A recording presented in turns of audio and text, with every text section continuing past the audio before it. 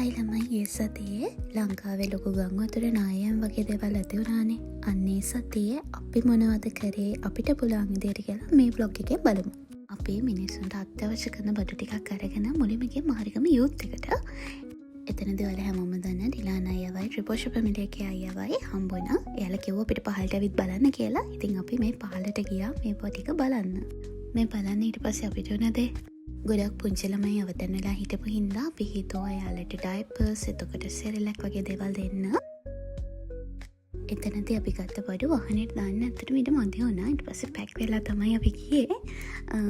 මෙතන ඉන්නේ නිමන්ත අයයි කුෂාන අයයි. ඔයාලා මෙයාලා දන්න ඇති මගේ කලින් වීඩියෝස් වල.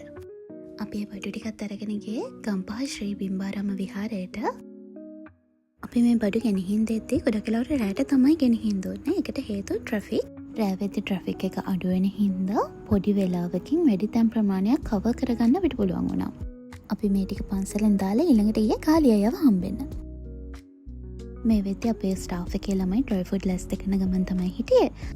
ඒතරේ අපි ගිහිල්ලා ඇඳුම් ටිකක් ගත්තා ඩ්‍රයි ෆුඩ් වගේම ඇඳුනුත් එයාලට ඕනේ නිසා. වෝටර් බොටල්ස් ඩ්‍රයි ෆුඩ් එතකොට ඇඳුම් ඒ ඔක්කොම අරගෙන දැන් අපි යන්න හදන්නේ පල්ලියකට. එතකොට මෙයා තමයි විශ්ව. එයා අපේ ඇකඩමික් ස්ටාෆ් එකේ සුපර්වයිසර්. Front left. දැන් මේ අපි පල්ලියට ඇවිල්ලා එයාලට බඩු ටික දෙන ගමන් තමයි හිටියේ. මෙතන ගොඩක් අවතන් වුණා හිටියා. මෙතනදී රවිඳු සර් එයාලට තව මොනවද වෙන්න ඕනේ ඉස්සරහට කියලා අහන ගමන් තමයි හිටියේ. අපේ ගොඩක් බඩු සුපර් මාකට් වලින් ගත්තේ අපි දවල් වරුවේ. ඩිලාන් අයියා කෝල් කරලා ඇහුවා එයාලට බූට්ස් ගෙනත් දෙන්න පුළුවන්ද කියලා. ඉතින් අපි මේ බූට්ස් වලට ඕඩර් එකක් දාලා සයිසස් චෙක් කරන ගමන් තමයි හිටියේ. ඒ අතරේ අපේ ස්ටාෆ් එකේ ළමයි තවත් පැත්තකට ගිහිල්ලා බඩු ටිකක් ඩොනේට් කරලා තිබ්බා. මේ හැම වීඩියෝ ක්ලිප් එකකම වගේ අපේ ස්ටාෆ් එකේ ළමයි එතකොට වාහනවල වීඩියෝස් තමයි ගොඩක්ම තියෙන්නේ. මොකද අපි කිසිම ඩොනේෂන් එකක් කරද්දී එතන හිටපු මිනිස්සුන්ගේ වීඩියෝස් ෆොටෝස් ගත්තේ නැහැ. මේ අපි ගියේ කඩුවෙල මල්වාන හරියට. මේ හරියත් හොඳටම යට වෙලා තිබිලා තියෙන. දැන් නම් වතුර බැහැගෙන යන ගමන් තමයි තියෙන්නේ.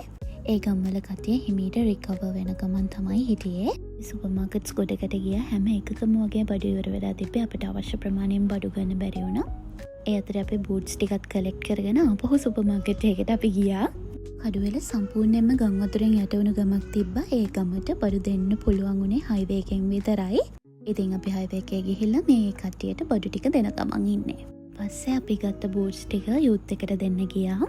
අපේ ස්ටාෆ් එකේ ළමයිනුයි බඩු ටිකයි ඔක්කොම දාගෙන යන්න අපේ වාහනවල ඉඩ මදි වුණා. කොහමද කොල්ලගේ වැඩ? ඉතින් අපි ඒකට ෆ්‍රීසර් ලොරි එකක් ගත්තා. ඒක ගත්තේ අපි HN Enterprises ඕනර් නවීන අයියගෙන්. අපි එකම එක රික්වෙස්ට් එකක් කරාම එයා ඔක්කොම සෙටල් කරලා නම්බර් ප්ලේට් වත් නැති ලොරි එකක් අපිට ගෙනත් දුන්නා. මේ ඉන්නේ අපේ මැනේජර් මහත්තයයි අපේ ස්ටාෆ් එකේ ළමයි ටිකයි. එයාලා ඔක්කොම බඩු ටික දැන් වාහනවලට පටවන ගමන් තමයි ඉන්නේ. මේ තියෙන්නේ ක්ලීන් කරන කෙමිකල් බොටල්ස්. අපි තාමත් වතුර තියපු තැන්වලට වගේම වතුර බැහැගෙන ගියපු තැන්වලටත් ගියා. අපි හැම වෙලාවෙම try කරේ මිනිස්සු ඉන්න තැන්වලට ගිහිල්ලා එයාලට ඕනි කරන බඩු ටික දෙන්න. මාරිගම යුද්ධ කරුණාම කොළඹාවට කිසිම බඩු කලෙක්ට් කරන තැන්වලට අපි ආපහු බඩු දුන්නේ නැහැ. අපිට ඕනේ උනේ ඇත්තටම මිනිස්සු ඔතන වෙලා හිටපු තැන්වලට ගිහිල්ලා එයාලට ඕනි කරන බඩු ටික දෙන්න. මොකද සමහර තැන්වල ඒ දේ හරියට වෙන්නේ නැහැ කියලා අපි ඇස් දෙකෙන්ම දැක්කා. මේ වෙද්දී අපේ ස්ටාෆ් එකෙන් අයින් වෙලා වෙන ජොබ් වල හිටපු නුවන් අයියා, ෂනාල් මල්ලි, එතකොට ලහිරු මල්ලි උදේ ඉඳන් ඇවිල්ලා අපිට පුදුම සපෝට් එකක් දුන්නේ. මෙන්න මෙතන බ්ලූ කලර් ටී-ෂර්ට් එකක් ඇඳන් ඉන්නේ හිරාස් මල්ලි ඇකඩමික් ස්ටාෆ් එකේ. එයා මේ වෙලේට අපිත් එක්ක ආවේ මේ වෙද්දිත් එයාලගේ ගේ සම්පූර්ණයෙන්ම යට වෙලා තියෙද්දි. අපි මෙතන මුලින්ම ගියේ පුංචි පන්සලකට. එතන ගොඩක් අවතන් වුණු අය හිටියා. ඊට පස්සේ පොඩි ස්කූල් එකකට ගියා. එතනත් 20ක් විතර පවුල් හිටියා. අපිට ගොඩක් ලයිට්ස් ඕනේ වුණ නිසා තමයි අපි ජීප් රැංග්ලර් එක අරන් ගියේ. මේ සුදු පාට ටී-ෂර්ට් එකක් ඇඳන් ඉන්නේ ලහිරු මල්ලි. මේ වෙද්දී කොළඹ වතුර බැහැගෙන ගිහිල්ලා ඒ පැති රිකවර් වෙන ගමන් තිබ්බ නිසා අපි ප්ලෑන් කරා කැන්ඩි වලට යන්න. ඉතින් එදා චාමර මල්ලිගේ බර්ත්ඩේ එක තිබ්බා. අපි යන ගමන්ම ඒක සෙලිබ්‍රේට් කරා පොඩි කේක් එකක් කපලා. ඔයාලට මතකද දන්නේ නැහැ ළමයි සර් V8 එකත් එක්ක ගිය ඩිෆෙන්ඩර් එක චාමර මල්ලිගේ. ඊට පස්සේ අපි ගියේ කිරිඳිවලට. එතන රවින්දු සර්ගේ ස්ටුඩන්ට්ස්ලා වගේක් හිටියා. එයාලා කලෙක්ට් කරගත්ත බඩු ටික එයාලගේ වාහනේ දාගෙන යන්න ඉඩ මදි කියලා අපේ වාහනේට ඒ ටික දැම්මා. මේ තියෙන්නේ අපි කැන්ඩි වලට යද්දි ගත්ත වීඩියෝ එකක්. ඒ වෙද්දිත් පාර ක්ලියර් කරන ගමන් තමයි හිටියේ. ඉතින් අපි කැන්ඩිවල් එකේ ගමන් හම්බුනේ හැමෝම දන්න සෝලෝ හයිකව. ඉතින් අපි ගෙනිච්ච බඩු ටික දාගන්න විදිහක් තිබ්බේ නැහැ. ඩෙවෝන් එකේ සිකියුරිටි ගේට් එක ලොක් කරලා ගිහිල්ලා. ඊට පස්සේ අපි ගේට් එක උඩින් තමයි බඩු ටික දුන්නේ. එම බඩු පාස් කරද්දී කෙමිකල් බොටල්ස් ටිකක් දාලා තිබ්බ බොක්ස් එකක් කඩාගෙන බොටල්ස් ටික ඔක්කොම බිමට වැන්නා. මේ අපේ 6 වෙනි දවසේ අපේ ස්ටාෆ් එකේ ළමයි ගොඩක් මහන්සියෙන් හිටියේ. අලා රෑදවල් බලන්නේ නැතුව එක දිගට වැඩ කරා. ඊට පස්සේ කට්ටිය ආපහු හිටපු තැන් වලින් මාරු වෙලා බඩු ආපහු පාස් කරන්න පටන් ගත්තා. මේ වැඩේ ටිකක් කරන්න අමාරු වුණා. මොකද අපි කන්දක හිටියේ වගේම ගේට් එක වහලා නිසා ගේට් එක උඩින් තමයි බඩු ඔක්කොම පාස් කරේ. ඉතින් මේ වීඩියෝ ක්ලිප් එක නම් ඔයාලා හැමෝම දකින්න ඇති. ඉතින් අපි දවස් 6ක් තිස්සේ කරපු වැඩ ටික ඉවර කළා. කැන්ඩි ඉඳන් නුගේගොඩ එන්න පිටත් වුණා.